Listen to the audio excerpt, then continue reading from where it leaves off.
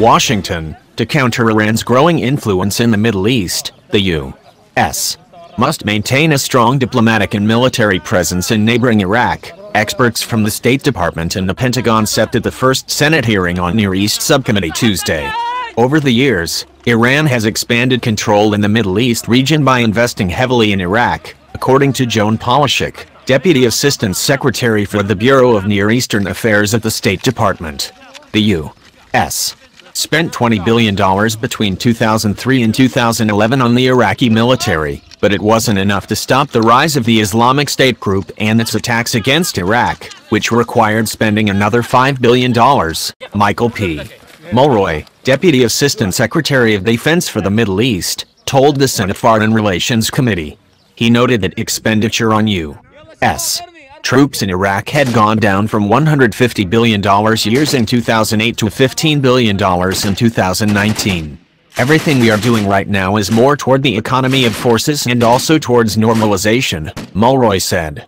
We are moving toward a traditional country team model.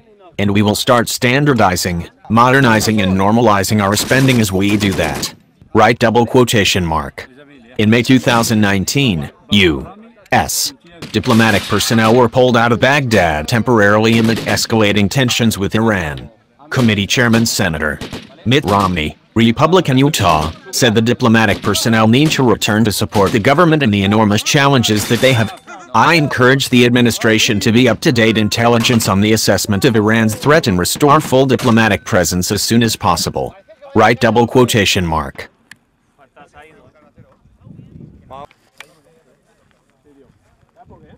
Senator Chris Murphy, D-Con, said that it was hard to imagine that today's threat is higher than at the height of the ISIS insurgency.